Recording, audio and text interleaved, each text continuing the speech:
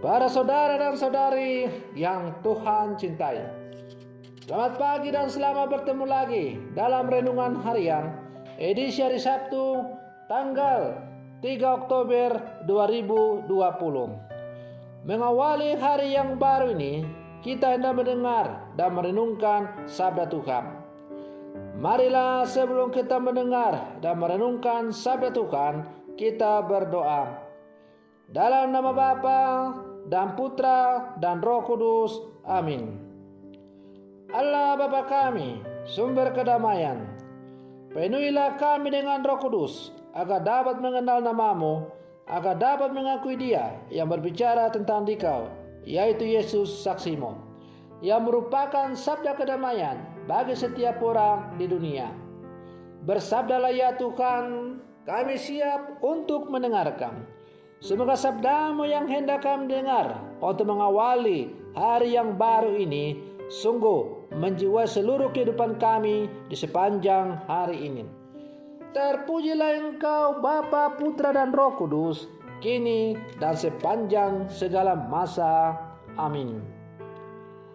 Para saudara dan saudari yang Tuhan cintai, sabda Tuhan yang hendak kita dengar dan kita renungkan untuk mengawali hari yang baru ini, hari Sabtu tanggal 3 Oktober 2020, diambil dari Injil Lukas pasal 10 ayat 17 sampai 24. Tuhan sertamu. Inilah Injil Tuhan kita Yesus Kristus menurut Santo Lukas.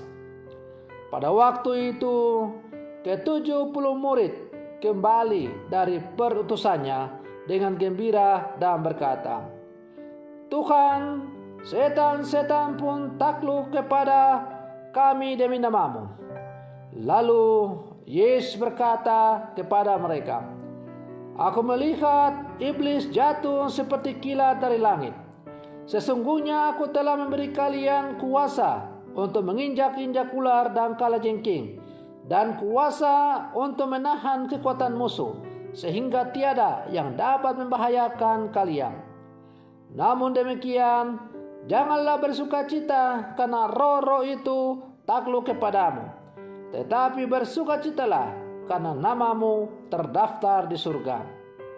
Pada waktu itu juga bergembiralah Yesus dalam Roh Kudus dan berkata, Aku bersyukur kepadamu ya Bapa, Tuhan langit dan bumi, karena semuanya itu Kau sembunyikan bagi orang bijak dan pandai, tetapi Kau nyatakan kepada orang kecil. Ya Bapa, itulah yang berkenan di hati-Mu. Segala sesuatu telah diserahkan kepadaku oleh Bapakku, dan tiada seorang pun yang tahu siapakah anak selain Bapa, dan siapakah Bapa selain anak, dan orang yang kepadanya anak berkenan menyatakannya. Sesudah itu berpalinglah Yesus kepada para murid dan berkata, Berbahagialah mata yang melihat apa yang kalian lihat, karena aku berkata kepadamu, banyak nabi dan raja ingin melihat apa yang kalian lihat, tetapi tidak melihatnya, dan ingin mendengar apa yang kalian dengar, tetapi tidak mendengarnya. Demikianlah Injil Tuhan. Para saudara dan saudari yang Tuhan cintai, Yesus mengutus 70 murid untuk mewartakan kabar gembira dan mengusir roh-roh jahat. Kebersamaan kolektif dari 70 murid dalam mewartakan kerajaan Allah dapat menjadi model kerjasama dalam melakukan hal-hal besar dan baik demi kemajuan pelayanan. Pelayanan dapat menjadi efektif dan berdaya guna bila semakin banyak orang tergerak hatinya untuk memberikan diri dengan rela hati. Para saudara dan saudari yang Tuhan cintai, mengapa Yesus mengutus 70 orang murid untuk pergi mewartakan Injil ke berbagai tempat?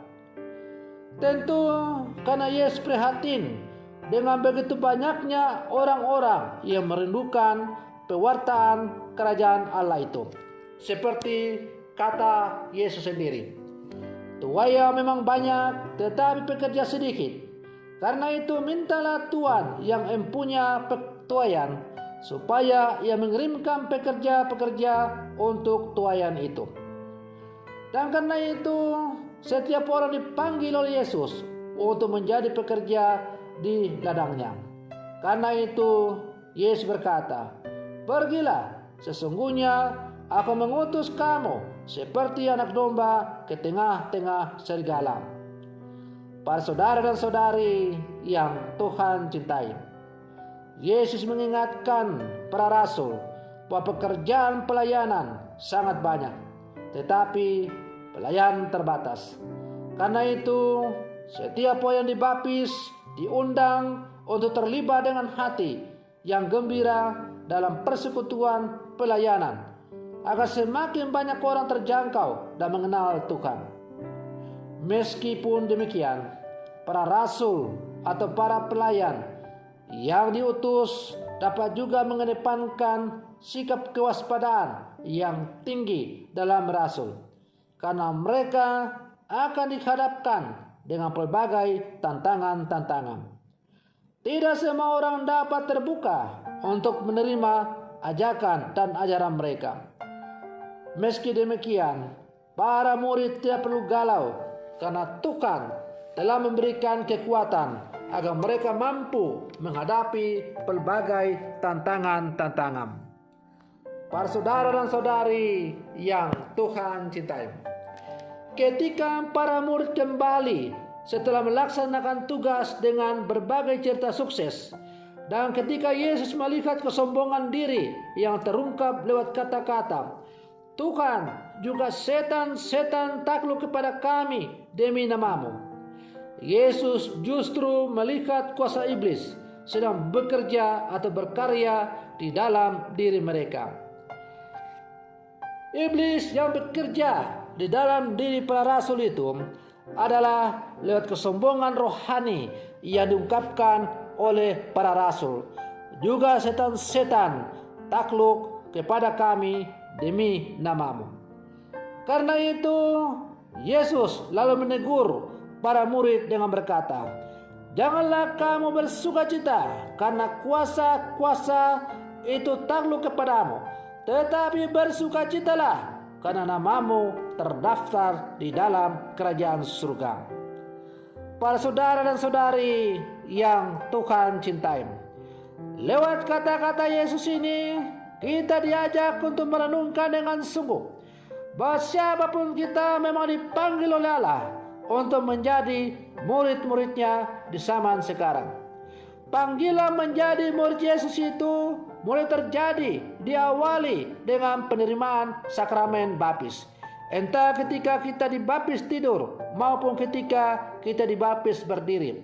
Yang kemudian dalam perjalanan selanjutnya dilengkapi atau semakin disempurnakan dengan sakramen-sakramen yang lain.